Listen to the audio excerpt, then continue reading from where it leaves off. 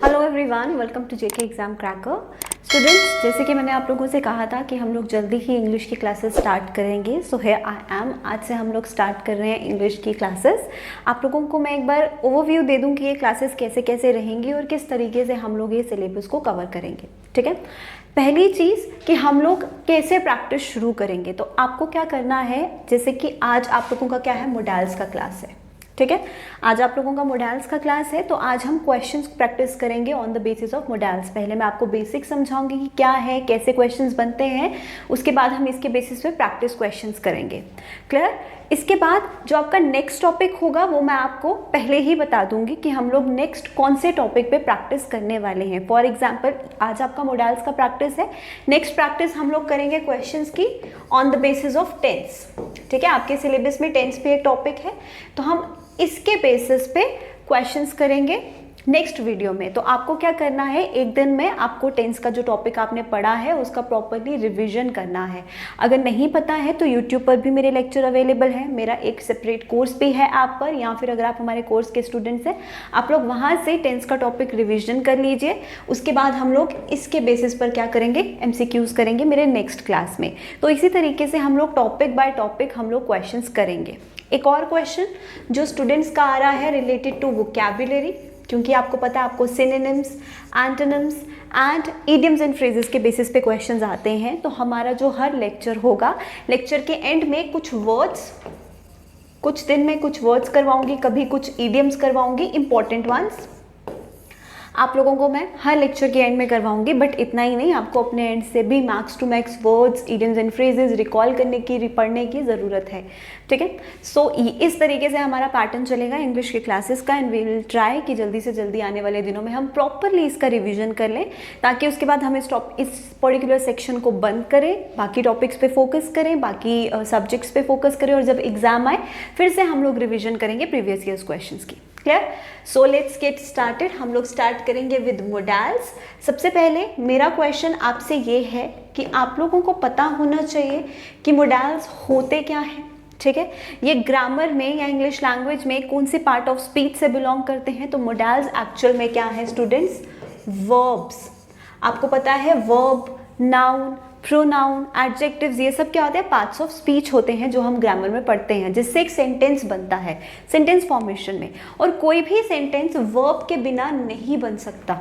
समझ रहे हैं ना आप? एक वर्ब के बिना, एक नाउन के बिना, प्रोनाउन के बिना, ये सारे जो वर्ड्स होते हैं ये बेसिक बिल्डिंग ब्लॉक्स होते हैं एक सेंटेंस के।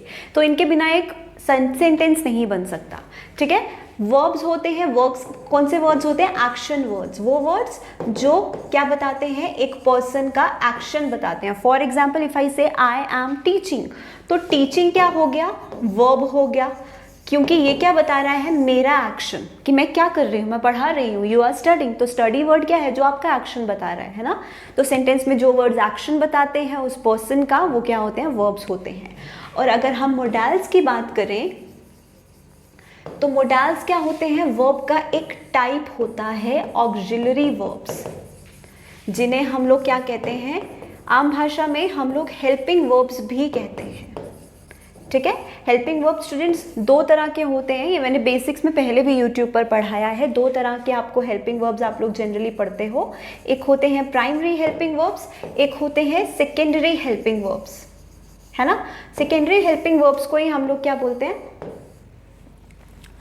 मॉडल्स। सेकेंडरी हेल्पिंग वर्ब्स में ही हमारे पास क्या आते हैं, मॉडल्स आते हैं। मॉडल्स वो वर्ड्स होते हैं जो आपके एक्शन क्या क्या बताते हैं, मोड। मोडाल्स, मोडाल का मतलब क्या होता है, वे ऑफ डूइंग समथिंग। ठीक है, मोडालिटीज, इस वर्ड का मतलब क्या होता है, कुछ एक्शन को करने का तरीका, किस मूड के साथ आप कोई एक्शन कर रहे हैं।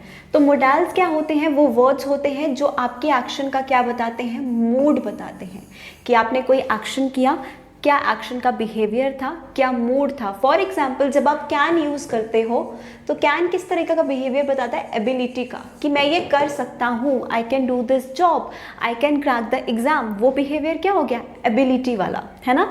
उसी तरीके से जब आप शुड यूज़ करते हैं तो शुड क्या बताता है? काइंड ऑफ सजेशन और एडवाइस। फॉर एग्जाम्पल, मुझे आपको सजेशन देना होगा, आपको एडवाइस करना होगा कि पढ़ना स्टार्ट कर दीजिए, तो मैं क्या बोलूँगी? You should start studying. वो किस तरह का बिहेवियर बताया कि मैं आपको एडवाइस दे रही हूँ कि आपको ये एक्शन करना चाहिए, है ना। तो can, could, may, might, will, shall, should, would, ये सभी वर्ड्स क्या होते हैं? मोडाल्स होते हैं, और ये क्या बताते हैं? एक सेंटेंस में पर्सन के एक्शन का बिहेवियर बताते हैं। क्लियर हो गया मोडाल्स क्या होते हैं? तो अभी हम लोगों को क्या करना है? कुछ क्वेश्चंस, क्योंकि मोडाल्स बहुत सारे होते हैं, like can, could, may, might, shall, should, would, ought to, है ना। ये बहुत सारे मोडाल्स होते हैं हमारे पास, और इनकी हमें क्या करने हैं? एमसीक्यूज। हमारे एग्जाम में जो क्वेश्चंस आते हैं वो क्वेश्चंस कैसे होते हैं students? Fill in the blanks होते हैं। तो आपको इस तरह के क्वेश्चंस ये अटेम्प्ट करने हैं, और ईच क्वेश्चन के साथ मैं आपको सभी मोडाल्स का यूज क्लियर करवा दूंगी। ठीक है, चलो स्टार्ट करते हैं। मेरे साथ साथ आपको भी आंसर्स को गेस करना है, सो दैट मुझे भी पता चलता रहे, क्योंकि मैं आपके कमेंट्स रीड करूंगी। जब ये लेक्चर चल रहा होगा मैं आपके कमेंट्स रीड करूंगी, आई विल सी कि कौन सा स्टूडेंट्स करेक्ट आंसर्स कर रहा है। ठीक है, सो क्वेश्चन आप लोग देख सकते हो बिल्कुल इसी पैटर्न में। इसमें से कुछ क्वेश्चंस वो भी हैं जो एसआई एंड असिस्टेंट कंपाइलर का जो भी रिसेंट एग्जाम हुआ था, कश्मीरी माइग्रेंट्स जो स्टूडेंट्स का कैंडिडेट्स का एग्जाम हुआ था, उनमें से भी कुछ क्वेश्चंस मैंने यहाँ पर लिए हैं। ठीक है, सो क्वेश्चन बिल्कुल ऐसा ही आएगा। Choose the option that will make the sentence grammatically correct and meaningfully complete. Grammatically and conceptually contextually sentence जो है वो सही होना चाहिए। पहला सेंटेंस रीड कीजिए। The stranger asked the old woman dash I help you cross the road. क्या मैं आपकी मदद कर सकता हूँ रोड क्रॉस करने के लिए? स्ट्रेंजर ने वुमन से पूछा। अब हमारे पास है विल, डू, कुड, वुड।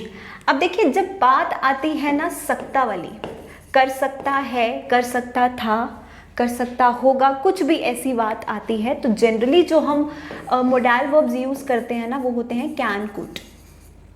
ठीक है, क्योंकि कैन और कुड क्या बताते हैं? प्रेजेंट एबिलिटी, पास्ट एबिलिटी, इस तरह की कुछ एबिलिटी।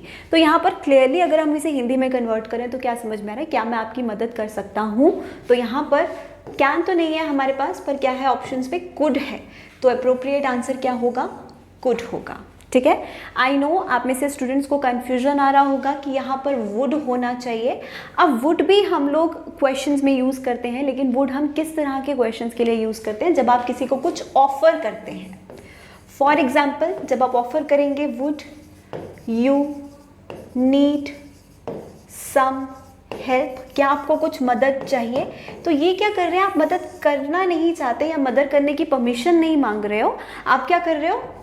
काइंड ऑफ ऑफर कर रहे हो कि आपको कुछ मदद चाहिए। Would you like some tea, would you like some water. तो जब आप किसी को कुछ ऑफर करते हैं, ना कि परमिशन लेते हैं, उस वक्त हम लोग वुड यूज़ करते हैं। और जब आप किसी से कुछ परमिशन लेते हैं उस वक्त हम कैन या कुड का यूज़ करते हैं। तो अप्रोप्रिएट आंसर क्या है? Option C. यहाँ तक क्लियर हुआ सबको? अब करेंगे नेक्स्ट क्वेश्चन, जल्दी से देखिए। I dash make sure that he performs better. I might make sure, I should have make sure, would have और will। अब एक चीज़ स्टूडेंट्स आप लोगों को जो ध्यान रखनी है, ठीक है, ये आपको ऑप्शंस को एलिमिनेट करने में अगर समझ में ना आए ना, तो ऑप्शंस एलिमिनेट करने में भी हमें बहुत बार इससे मदद मिल जाती है। क्या चीज़ याद रखनी है कि कोई भी मोडाल वर्ब है, कोई भी modal verb, it can be can, could, may, might, उसके इमीडिएटली आफ्टर जो मेन वर्ब लगा है, मेन वर्ब मतलब जैसे ये हो गया, ठीक है, यहाँ पर हेल्प हो गया, जो मेन एक्शन बताता है वो वर्ब लगा है, तो उसकी हमेशा फर्स्ट फॉर्म लगेगी। ये तो आपको पता है वर्ब की फिर 3 फॉर्म्स होती हैं, तो हर मोडाल वर्ब के इमीडिएटली आफ्टर जो वर्ब लगता है वो हमेशा फर्स्ट फॉर्म में होता है। अब मोडाल वर्ब के साथ जब हैव आ गया तो उसके बाद क्या लगेगा? जैसे यहाँ लिखा है शुड हैव, वुड हैव, तो हैव के बाद हम हमेशा वर्ब की थर्ड फॉर्म लगाते हैं। ये तो आपको पता है, हैज़, हैव, हैड के बाद वर्ब की थर्ड फॉर्म लगती है। तो देखो यहाँ पे क्या है? Make, make is first form, make की थर्ड फॉर्म मेड होती है। तो ये वाला ऑप्शन और ये वाला ऑप्शन तो वैसे ही एलिमिनेट हो गया। क्यों एलिमिनेट हो गया? क्योंकि यहाँ पर हैव है और हैव के बाद थर्ड फॉर्म लगती है, हमें थर्ड फॉर्म नहीं दी। अब हमारे पास है माइट और विल। अब यहाँ पे है मेक श्योर। मेक श्योर करना मतलब इस चीज़ को सर्टेन करना, पक्का करना कि वो चीज़ वो अच्छा करेगा। तो यहाँ पर हम माइट का यूज़ नहीं कर सकते, क्योंकि माइट क्या बताता है? Possibility of an action. जैसे मैं बोल दूँ it might rain today, he might come today, मतलब पॉसिबिलिटी है, प्रोबेबिलिटी है कि ऐसा होगा। तो यहाँ पर तो मेक श्योर करने की बात आ रही है, तो वहाँ पर क्या यूज़ होगा, विल। विल क्या बताता है as a modal verb, certainty, surety of something, ठीक है। तो I will make sure that he performs better, this is the correct answer, option D. चलिए next question, question number 3, 4 and 5 अपने answers guess कीजिए, साथ ही साथ मैं आपको एक्सप्लेन कर रही हूँ। Question number 3, extreme stress dash be the cause for fatigue and headache. ठीक है, अब यहाँ पर देखिए फिर से एलिमिनेट करेंगे, मैं कोई मतलब नहीं समझा रही हूँ, मैं आपको सीधा सीधा बिना मतलब जाने ऑप्शन एलिमिनेट करने का मेथड बता रही हूँ। देखो यहाँ पर क्या है, बी, बी है ना, बी क्या होता है, first form of verb, form of verb. अब फर्स्ट फॉर्म है, यहाँ पर हमारे पास क्या है, हैज़ और हैव, हैज़ और हैव के बाद तो वर्ब का थर्ड फॉर्म आता है, तो ए और बी तो वैसे ही ऑप्शन एलिमिनेट हो गए, हैज़ भी नहीं आएगा, हैव भी नहीं आएगा। इज, अब इसके बाद या तो वर्ब का आईएनजी फॉर्म लगता है जो हम टेंस में पढ़ते हैं, कॉन्टिन्यूअस टेंस, या फिर जो हम एक्टिव पैसिव वॉइस में पैसिव सेंटेंस पढ़ते हैं, इसके बाद या तो क्या लगेगा, वर्ब का थर्ड फॉर्म या तो वर्ब का आईएनजी फॉर्म। तो यहाँ पर तो दोनों में से कोई भी नहीं है, तो इज भी एलिमिनेट हो गया। एक ही ऑप्शन बता, मोडाल वर्ब, और मोडाल वर्ब के बाद हमेशा वर्ब की फर्स्ट फॉर्म आती है, तो कुड। अब मीनिंग समझे, extreme stress could be the cause for fatigue and headache, हो सकता है एक्सट्रीम स्ट्रेस, फटीग, फटीग का मतलब होता है थकान, टायर्डनेस, ठीक है, फटीग का मतलब होता है थकान, tiredness. Fatigue and headache, extreme stress क्या हो सकता है, कारण हो सकता है, रीजन हो सकता है फटीग और हेडेक का। तो जब हो सकता है, हो सकता था, ऐसी बात आती है तो कैन और कुड ही हमारे पास ऑप्शंस होते हैं। So option D is the right answer. Next question number 4, we dash definitely look into the matter the officer affirmed. Officer ने ये अफर्म किया, मतलब ये चीज़ कंफर्म की, ये चीज़ कही, स्टेटमेंट दिया कि हमें मैटर को देखना चाहिए, मतलब look into the matter मतलब मैटर को ऑब्जर्व करना चाहिए, जो भी चीज़ें चल रही हैं उसे प्रॉपरली हमें देखना चाहिए। सो डेफिनेटली, अब जब ऐसे वर्ड्स आ जाते हैं ना स्टूडेंट्स, डेफिनेटली, श्योरली, सर्टेनली, अब ऐसे वर्ड्स क्या बताते हैं कि कोई एक्शन जो है वो पक्का होने वाला है, ठीक है। तो जब भी हम किसी ऐसे एक्शन को करने की बात करते हैं जो हम विद डिटर्मिनेशन कर रहे हैं, हम वो श्योरली करने वाले हैं, तो आपको सिर्फ एक ही मोडाल वर्ब यूज़ करना है, वो मोडाल वर्ब क्या है, विल। ऐसे वर्ड्स के साथ generally surely, definitely, certainly, will modal verb ही लगता है, क्योंकि ये क्या बताते हैं, certainty, surety of an action. समझ के बाद तो यहाँ पर हमारे पास करेक्ट आंसर ऑब्वियसली एक ही होगा, दैट इज विल। मे क्या बताता है, पॉसिबिलिटी ऑफ समथिंग। नीड क्या बताता है, रिक्वायरमेंट ऑफ समथिंग। और वुड मैंने आपको बता दिया, जब आपको कोई चीज़ ऑफर करनी होती है उसके लिए हम जनरली वुड का यूज़ करते हैं। क्लियर, यहाँ तक सबको क्लियर हो गया। क्वेश्चन 4 का आंसर ऑप्शन सी है। Next question number 5, the principal order that all students dash carry their ID card when they go for their exam. अब यहाँ पर किसकी बात हो रही है, एक रूल की, ठीक है। प्रिंसिपल ने एक ऑर्डर दे दिया कि सभी स्टूडेंट्स को ID कार्ड पहनना ही है जब वो एग्ज़ाम देने के लिए जाएंगे।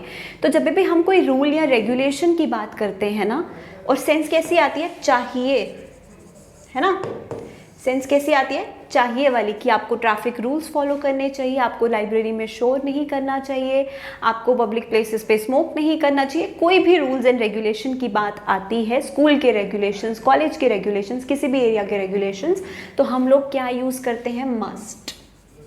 एप्रोप्रिएट यहाँ पर मस्ट है। हमारे पास यहाँ पर शुड भी है। शुड हम कब यूज़ करते हैं, जब आप किसी को एडवाइस देते हैं। अब ज़रूरी नहीं है कि आप एडवाइस दे रहे हैं तो सामने वाले के लिए वो करना चीज़ ज़रूरी ही है, कंपलसरी ही है। फॉर एग्जाम्पल मैं आपको ये नहीं बोल सकती, मतलब फॉर एग्जाम्पल मैं आपको सिर्फ एडवाइस कर सकती हूँ कि यू शुड स्टडी, है ना, वो कोई रूल या रेगुलेशन नहीं है जिसके लिए मैं आपको बोलूँ यू मस्ट स्टडी। तो मस्ट का यूज़ कब होता है, रूल्स रेगुलेशंस के केस पे, या जब कोई चीज़ कंपल्शन होती है, नेसेसरी होती है। तो यहाँ पर अप्रोप्रिएट आंसर क्या होगा हमारे पास, option C, must. Next question देखो जल्दी से। आई गेस यहाँ तक सबके आंसर सही होंगे, and you have to tell me your scores in the comment section after the lecture, okay. चलो, और मुझे ये भी बताना कि इस तरीके से पढ़ना हेल्पफुल है या नहीं। अगर कोई भी दिक्कत आ रही है तो मुझे कमेंट्स में बता देना, नेक्स्ट लेक्चर में हम वो चीज़ अपडेट करने की कोशिश करेंगे। एक और चीज़, आप में से बहुत से स्टूडेंट्स ने कमेंट भी किया था कि हमें वोकैबुलरी पढ़ना है, तो कोई ऐप बता दीजिए जिससे हम डेली बेसिस पे पढ़ सके। तो एक ऐप है, कॉम्पिटिटिव एग्जाम्स के लिए ही बना है, वोल्ट ऐप। तो यहाँ पर क्या होता है, जिस एग्ज़ाम के लिए आप तैयारी कर रहे हैं, वेदर एसएससी, बैंकिंग या किसी और एग्ज़ाम के लिए, आपको डेली जो वोकैबुलरी है, क्विजेज़ और बहुत ही एनिमेटेड फॉर्म में, बहुत ही इंटरेस्टिंग वे में आप लोगों को वोकैबुलरी इस ऐप पे मिलता है। तो आप लोग यहाँ इसे डाउनलोड कर सकते हैं फॉर वोकैबुलरी पर्पज़, अगर आप डेली बेसिस पे अपने वोकैबुलरी बिल्ड करना चाहते हो तो। ठीक है, चलो नेक्स्ट क्वेश्चन रीड कर लिया होगा आप लोगों ने, क्वेश्चन 6, 7 एंड 8। क्वेश्चन नंबर 6 देखते हैं, my keys dash be in the car, must be in the car, may be in the car, should be in the car और ought to be in the car. अब देखो, कोई चीज़ जब आप लोग ऐसा करते हो ना, काइंड ऑफ गेस करते हो कि वो पक्का ऐसा होगा या वो पक्का ऐसे यहाँ होगा या वहाँ होगा, तो उस वक्त हम लोग क्या यूज़ करते हैं, मस्ट बी। फॉर एग्जाम्पल, आपकी क्लास में कोई एक ऐसा स्टूडेंट है जो टीचर के हर क्वेश्चन का आंसर करता है, तो आप लोग क्या गेस करने लग जाते हो, आप लोग एक प्री अजम्पशन बना लेते हो कि ये पक्का बहुत ज़्यादा इंटेलिजेंट होगा।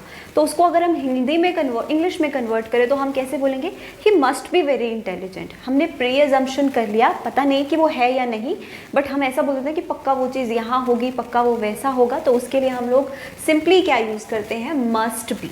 तो यहाँ पर my keys must be in the car, option A. ठीक है, next, dash you like some help. अभी ये मैंने आपको बता दिया कि जब आप किसी को कुछ ऑफर करते हैं तो उस वक्त हम क्या यूज़ करते हैं, would you like some help. Clear, so option D. Next, it's 5:30 dash dash dad dash finished work by now. अब यहाँ पर देखो स्टूडेंट्स, हमारे पास क्या है, फिनिश्ड। फिनिश्ड क्या हो गया, वर्ब की थर्ड फॉर्म है ना। अब थर्ड फॉर्म है तो विल नहीं लग सकता, वुड नहीं लग सकता, शुड नहीं लग सकता, क्योंकि सिंपल मोडाल वर्ब के बाद हम लोग क्या लगाते हैं, वर्ब की फर्स्ट फॉर्म। लेकिन यहाँ पर हमें क्या दिया, फिनिश्ड, दैट इज सेकेंड, और इट कैन बी सेकेंड और थर्ड फॉर्म, लेकिन अगर हम लोग मोडाल वर्ब्स कर रहे हैं तो it is obviously the third form. So क्या होना चाहिए, विल हैव है, और हैव के बाद हम लोग क्या लगाते हैं, थर्ड फॉर्म लगाते हैं। अब इस सेंटेंस का मतलब क्या हुआ, dad will have finished work by now, kind of हम बोल रहे हैं कि अभी तक उन्होंने काम खत्म कर लिया होगा, तो इसीलिए हम लोग विल हैव और वर्क की थर्ड फॉर्म लगा रहे हैं। Clear, next question 9। Question 9, 10 and 11 read कीजिए। My grandfather dash play golf very well, should play golf very well, could, would have or none of these. अब वुड हैव तो नहीं लग सकता क्योंकि प्ले है, it is the first form.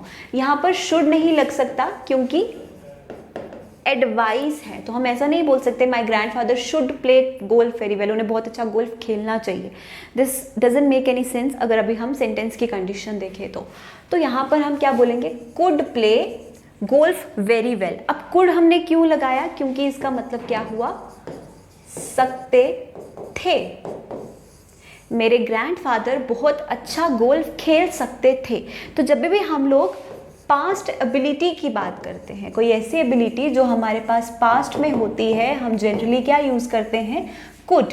और जब हम प्रेजेंट एबिलिटी की बात करते हैं, वो एबिलिटी, वो कैपेसिटी जो हमें प्रेजेंट में है, हम लोग क्या यूज़ करते हैं, कैन का यूज़ करते हैं। आप कुछ कर सकते थे जब आप छोटे थे, फॉर एग्जाम्पल आप कार चला सकते थे जब आप छोटे थे, तो you could drive a car when you was younger, right. तो इस तरीके से हम लोग पढ़ते हैं। Next, you were. Next question number 10, father dash I please go to the picnic. अब यहाँ पर सिंपली क्या हो रहा है, परमिशन लिया जा रहा है। तो जब हम परमिशन लेते हैं हम लोग कैन क्या यूज़ करते हैं, कैन और कुड, और यहाँ पे अप्रोप्रिएट हमारे पास कैन आएगा। अप्रोप्रिएट है, father can I go, can I please go to the picnic. हम परमिशन के लिए मे का यूज़ भी करते हैं, और मे का यूज़ हम लोग कब करते हैं, फॉर्मल परमिशन के लिए। फॉर एग्जाम्पल जब आपको आपके टीचर से या फिर आपके ऑफिस में किसी भी एल्डर पर्सन से जो आपसे पोजीशन में हायर है, ओल्डर पर्सन जो आपसे ओल्डर एज एन जो आपसे पोजीशन में हायर है, उससे जब आप परमिशन लेते हैं फॉर्मल एरिया में, प्रोफेशनल वे में, तो हम मे यूज़ करते हैं। अदरवाइज आप अपने फ्रेंड से, फैमिली से, पेरेंट्स से किसी चीज़ की परमिशन लेते हैं तो कैन इज़ द ऑप्शन। तभी हम लोग स्कूल में बोलते थे मे आई कम इन, मे आई गो आउट, इसीलिए। ठीक है, next, all employees dash log in at the scheduled time. सभी एम्प्लॉयज़ को लॉग इन करना है स्केड्यूल्ड टाइम पर ही। ये भी एक काइंड ऑफ रूल हो गया, किसी भी ऑर्गेनाइजेशन का रूल हो सकता है कि एम्प्लॉयज़ को टाइम पर लॉग इन करना है। तो यहाँ पर भी अप्रोप्रिएट हमारे पास मस्ट ही होगा। नेक्स्ट देखेंगे अभी हम लोग क्वेश्चन नंबर 12, 13, 14 एंड 15। ये लास्ट 4 क्वेश्चंस हैं और जल्दी से आपको गेस करने हैं इसके आंसर्स। क्वेश्चन 12 रीड कीजिए मेरे साथ। You dash try this ice cream, it's absolutely delicious. आपको अगर मैं बोलूँ कि आइसक्रीम बहुत अच्छी है, आपको भी ट्राई करना चाहिए, यही बोलूँगी ना, ये आइसक्रीम बहुत अच्छा है, आपको भी ट्राई करना चाहिए। और जब चाहिए वाला बात आ जाता है तो हम लोग 3 तरह के मोडाल्स को यूज़ कर सकते हैं, शुड को, मस्ट को एंड ऑट टू को। ठीक है, जब चाहिए वाला बात आता है ना, करना चाहिए, होना चाहिए, तो 3 मोडाल वर्ब्स हमारे पास आ जाते हैं, should, must and ought. Should कब आएगा? जब आप कोई एडवाइस या सजेशन दे रहे हो। मस्ट कब आएगा? जब कोई चीज़ कंपल्शन है, रूल है, रेगुलेशन है। और ऑट टू कब आता है? जब हम वैल्यूज़ की बात करते हैं। कैसे वैल्यूज़? मोरल वैल्यूज़, जैसे हमें बचपन से ही सिखाया जाता है, ये हमारे वैल्यूज़ हैं कि हमें बड़ों की रिस्पेक्ट करनी चाहिए। तो उस वक्त हम लोग शुड को रिप्लेस कर सकते हैं ought to. We ought to respect a elders, we ought to love a country, we ought to respect a country. तो ये क्या हो गया? मोरल वैल्यूज़, जो हमें बचपन से ही चीज़ें सिखाई जाती हैं, मोरल्स, बेसिक मोरल्स। उसके केस में हम लोग ऑट टू का यूज़ कर सकते हैं शुड की जगह पर। तो यहाँ पर क्या आंसर होना चाहिए? चाहिए वाली बात आ रही है तो you should try this ice cream, it's absolutely delicious. Next, if he had a car, he dash have left for a trip to the mountain by now. He could have, he would have, he should have और will have. अब यहाँ पर आपको confusion आ सकता है could, would या should के बीच में, तो पहले मैं आपको करेक्ट आंसर बता दूँ। The correct answer is option B, would. अब ये क्या है स्टूडेंट्स? Conditional sentence. जब इफ़ लगता है ना, तो इस पार्ट ऑफ सेंटेंस को हम लोग बोलते हैं कंडीशनल क्लॉज, कंडीशनल सेंटेंस हम लोग बोलते हैं, जहाँ पर कंडीशन दिया है। अगर उसके पास गाड़ी होती तो वो अभी तक ट्रिप पर चला गया होता माउंटेन्स पर, यही बोला गया है। तो यहाँ पर आपको टेंस का काम भी बहुत होगा। ठीक है, टेंस का काम भी यहाँ पर बहुत होगा। कैसे होगा?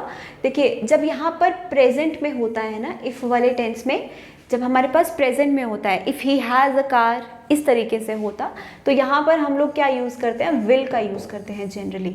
But when it is in past, तो हम लोग विल की जगह वुड मोडाल वर्ब का यूज़ करते हैं। He would leave for a trip और he would have leave for a trip, तो इसीलिए हमने यहाँ पर वुड का यूज़ किया है। क्वेश्चन 14, क्वेश्चन 14 देखिए।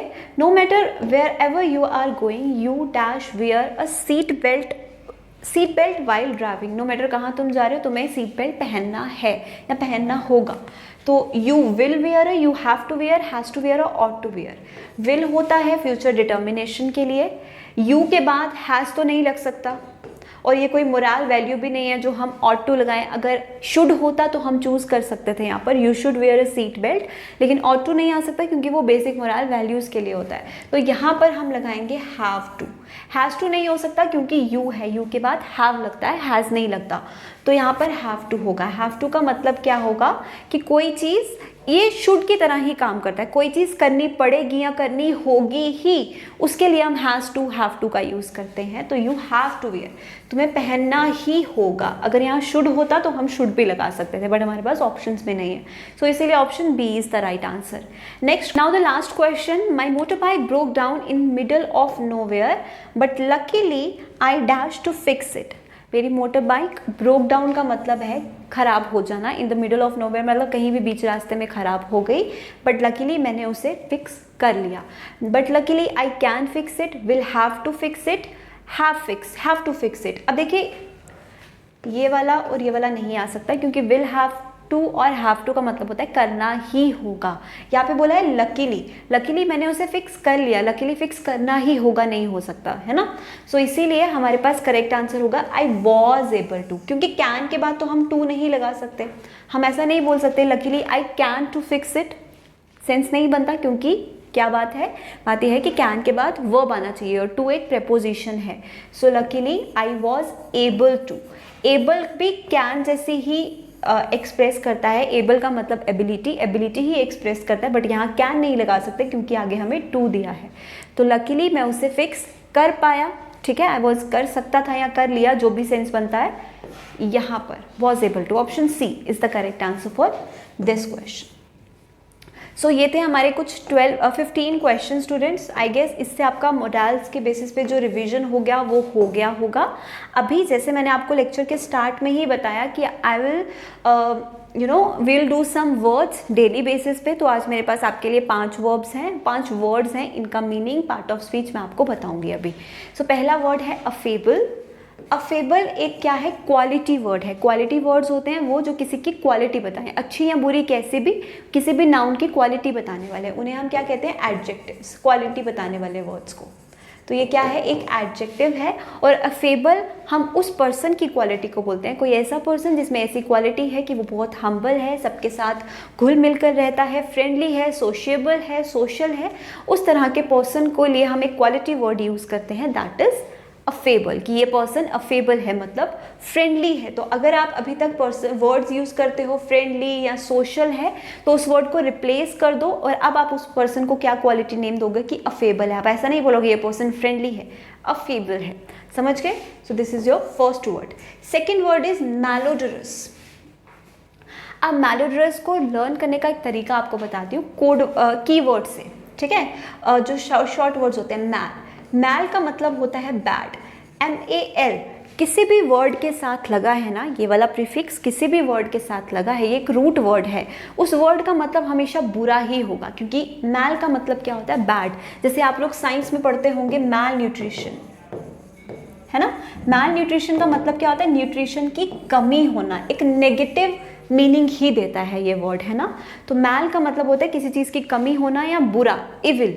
उसके बाद आता है ओडरस। अब ओडर, यहाँ से अगर मैं ये वाला वर्ड निकालूं, एक हमने वर्ड निकाला मैल, दूसरा हमने वर्ड निकाला ओडर, ODOR। इसका मतलब क्या होता है, स्मेल, किसी भी तरीके का स्मेल, ठीक है। तो मैल और ओडर, मैल का मतलब बुरा, ओडर का मतलब स्मेल, तो मैलोडरस का मतलब क्या हो गया, बुरी स्मेल, मतलब गंदी स्मेल, स्टिंकी समथिंग। तो फोल स्मेलिंग, स्टिंकी, डर्टी, फीटेड, इन सब का मतलब हो गया यही, कोई ऐसी चीज़ जो बहुत ज़्यादा डर्टी है, जिसे देखकर हमें घिना, वैसा कुछ, हम उसके लिए यूज़ करते हैं मैलोडरस, जिसका स्मेल बहुत गंदा है। नेक्स्ट, और ये भी एक एडजेक्टिव ही है, हाँ, एडजेक्टिव मतलब क्वालिटी वर्ड, किसी चीज़ की बुरी क्वालिटी बताने वाला। Next word is bleak, again an adjective, यानी कि क्वालिटी वर्ड। ब्लीक का मतलब होता है कुछ ऐसा जो बहुत ही ज़्यादा, मतलब हम कह सकते हैं, यहाँ आप देख रहे हो, चेयरलेस, डेसोलेट, डिसमल, ड्रेयरी, ग्लूमी, इन सब का मतलब इन शॉर्ट में आपको बोलूँ तो दुखी, परेशान, दुखी, बहुत ही ज़्यादा ऐसे लॉस्ट कोई चीज़, जब हम बहुत ज़्यादा परेशान हो, दुख में हो, सब कुछ आगे पीछे हमें लगे, अंधेरा अंधेरा, तो उस तरह की सिचुएशन को हम लोग बोलते हैं ब्लीक। चेयरलेस, जहाँ खुशी नाम की चीज़ें नहीं है। डेसोलेट मतलब बिल्कुल अलग कर दिया, बेजान। डिसमल, ड्रेरी, ग्लूमी, इन सभी का मतलब एक ही निकल कर आता है, that is sadness. Clear. So bleak का मतलब हो गया सैडनेस, जहाँ खुशी नहीं है। Next, perturb, fourth word, worry, upset, trouble, make anxious. ये एक वर्ब है, मतलब ये क्या बताता है, एक्शन बताता है, किसी के साथ कोई ऐसा एक्शन करना। तो पर्टर्ब का मतलब क्या होता है, किसी को परेशान करना, ठीक है। To make someone upset, to make someone worry, anxious, परेशान करना किसी को, उसी को हम लोग बोलते हैं perturb. Worry, upset, trouble, make anxious, किसी को परेशानी में डालना या किसी को परेशान करना, वही इसका मतलब होता है। Next, agitate. एजिटेट भी क्या है स्टूडेंट्स, एक वर्ब है, एक्शन वर्ड है। और एजिटेट का मतलब क्या होता है, जैसे हम लोग बोलते हैं ना आग में घी डालना, गुस्सा दिलाना, मतलब कंडीशन वर्स है और ख़राब है ऑलरेडी, उसे और ज़्यादा ख़राब करना। फॉर एग्जाम्पल कोई ऑलरेडी गुस्से में है, परेशान है, आप उसे और ज़्यादा गुस्सा दिला रहे हैं, परेशान करें, कंडीशन को और ज़्यादा बिगाड़ रहे हैं, उसी एक्शन को हम लोग क्या कहेंगे, agitate. Disturb, unsettle, unnerve, distressed, make someone angry, ठीक है, किसी को गुस्सा दिलाना, डिस्टर्ब करना, और ज़्यादा डिस्टर्ब, कंडीशन को और ज़्यादा बुरा वर्स बनाना, उसी को हम लोग कहते हैं एजिटेट। ठीक है, एजिटेशन वर्ड आप लोगों ने सुना होगा, आप लोग हिस्ट्री एंड ऑल पढ़ते हो, एजिटेशन है ना, उसी से ये वर्ड है एजिटेट। क्लियर हो गया? ये आज के हमारे 5 वर्ड्स हैं। आई गेस ये आपको अच्छे से समझ आए होंगे। अब इन वर्ड्स को भूलना नहीं है आपको। आप अगर डेसोलेट वर्ड यूज़ कर रहे हैं, ग्लूमी वर्ड यूज़ कर रहे हैं, उसे ब्लीक से रिप्लेस करिए। फ्रेंडली वर्ड यूज़ करते हैं तो उसे अफेबल से रिप्लेस करिए। फोल स्मेलिंग यूज़ करते हैं तो आप उसे मेलोड्रस से रिप्लेस कीजिए। तो रिप्लेस करेंगे तो ही वर्ड्स याद रहेंगे। Revision and practice is very very important. Clear? अब नेक्स्ट टॉपिक आपका क्या रहेगा? टेंस। ठीक है, अब जब भी आपका इंग्लिश का जो नेक्स्ट क्लास होगा वो टेंस के बेसिस पे होगा, तो आपके पास एक दिन है, आराम से रिवीजन कर लो इस टॉपिक का। हम इसके बेसिस पे कुछ 15 से 20 क्वेश्चंस प्रैक्टिस करेंगे। क्लियर? So that's it. आज का लेक्चर के लिए इतना ही। लेक्चर कैसा रहा मुझे बताना, कोई हेल्प चाहिए हो तो भी बताना, कोई भी डाउट हो तो भी बताना। ठीक है, चलिए मिलते हैं हम नेक्स्ट लेक्चर में। Take care.